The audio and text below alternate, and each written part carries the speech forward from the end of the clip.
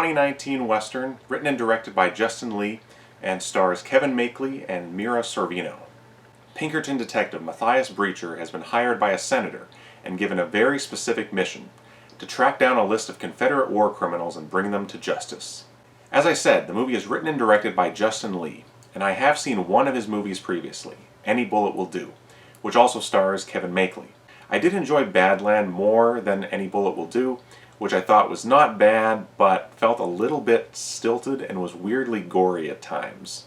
I'll say right from the start that Badland is not a masterpiece or anything like that, but I like what Justin Lee is going for. And he's already gotten a couple more westerns made since this one, so I'm really curious about him, and he seems like an interesting filmmaker. There's not a lot of directors specializing in westerns these days, so I want to go through what I thought really worked in this movie and what maybe could use some improvement. Kevin Makeley, for one, gave a much better performance in this movie. In Any Bullet Will Do, it seemed like his gigantic beard that he had was about to overtake him at any time, and he seemed a little ill at ease with the dialogue. In the first scene of Badland, however, that was not the case. I thought he sold it really well and continued to be pretty good throughout the movie. Speaking of the dialogue, though, Justin Lee has a very definite style in his writing. I think he's going for an old-fashioned, somewhat more formal manner of speaking, which has been done in westerns before. The best example is probably True Grit in either version. It gives the dialogue kind of an unnatural sound, and it depends on the actor how it's going to come across. I like the idea of that type of dialogue, but again, it can sound awkward, and it's totally up to the individual actor if it's going to work. Kevin Makeley's line delivery is often quite flat, which depending on the scene can be a good thing. Like in that first scene I mentioned, it works very well. As a stoic, Old West lawman facing down a gang of gunmen, being tight-lipped works pretty well. When it's in a scene that's intended to be more romantic, maybe not so much. Also, he kind of has a dead-eyed stare, which works well and then poorly in those same two types of scenes. I get the sense that Justin Lee is probably a Clint Eastwood fan, which I'll explain why as we go, and that may be why he has cast Kevin Makeley in several films. He definitely fits that emotionless, tough guy role that Clint Eastwood is known for. But when you're going for a more emotional core and a romantic subplot for a big portion of the movie, you need to draw that out of an emotionally closed-off tough guy. Mira Sorvino is the other main character in the movie, and the love interest for Breacher. The film is divided into chapters, with each one dedicated to one criminal that Breacher is tracking down. In the chapter that Mira Sorvino shows up in, he's after her father, played by Bruce Dern. That's the other thing. There are a lot of formerly bigger name actors that have ended up appearing in lower budget movies like this one over the last 5 or 10 years, and Justin Lee has managed to cast quite a few of them in this movie. Bruce Dern is not in the movie a lot, but it's his character that brings Breacher and Mira Sorvino's character together. He's an elderly, dying man, and Breacher can't bring himself to execute him, so he decides to stick around the farm where he and his daughter live and wait until the old man just passes away. It's a bit of a shoehorned way to start a love story. The main issue, though, is that Kevin Makeley and Mira Sorvino have no chemistry together, which is a problem because that chapter in the movie is the longest and kind of the least interesting. I think it could definitely have been cut down. This movie is just under 2 hours, and I think maybe 15 or 20 minutes could have been easily cut and not affected the story. I hate saying that, though, because everyone says that type of thing about every 2-hour or more movie these days, but I think it could have actually helped this one. I get what he was going for, and to build a solid love story takes time, but since those characters just don't work that well together, I think streamlining that would have improved the pacing quite a bit. Back to Bruce Dern. It's not a great role for him. He spends most of his screen time lying in bed in a huge Ebenezer Scrooge-style nightshirt that looks like it's about to swallow him up, but he is good in the movie. Wes Studi makes a couple of appearances, and I wish he was in it more. I've always enjoyed him. Geronimo and Last of the Mohicans are two of his great roles, and I think he was really good in this movie. Trace Adkins is briefly in it as well. I talked about him a while ago in Old Henry from last year, and I don't know, I think I might have been underestimating him.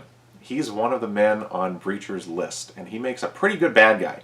He's got a nice, campy eye patch and plays off Kevin Makeley really nicely.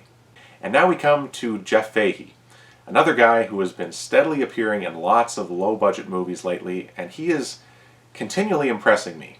He really puts in a great performance and almost walks away with the movie. Getting back to Justin Lee being a Clint Eastwood fan, I think Jeff Fahey's character is definitely inspired by Little Bill Daggett from Unforgiven. He's a sheriff with his own twisted brand of justice that he is wielding in a small town, and he's a great villain. So take the Little Bill character and filter it through Val Kilmer's Doc Holliday voice, and you've got a pretty good idea what Jeff Fahey is up to here. It's with him that the movie gets what I think is one of its best scenes. He gets a few of his henchmen to hold down Kevin Makeley to interrogate him, and that scene was really well shot and lit. There's a big window behind them, and the light is just streaming in. Once they started waterboarding Kevin Makeley, though, I thought that was a bit odd, but the rest of the scene was really nicely done. And Jeff Fahey brings this kind of quiet menace, and that was really great. The main reason to watch this movie, though, is the action scenes. As somebody who has done some low-budget Western movie making himself, I'm always hoping to find Westerns that nail the action. Because even if you don't have the biggest movie stars or the most expansive locations, I always think there's no excuse to mess up the gunfights or the action set pieces. But so many movies do. It's not that there aren't Westerns being made anymore, it's just that most of them aren't very good. And when the action looks stagey and slow-moving, you're going to lose a lot of people. Because, let's face it, most Western fans love the action. But right from that first scene, there's a nice rapid-fire gunfight, looking like a reference to For a Few Dollars More,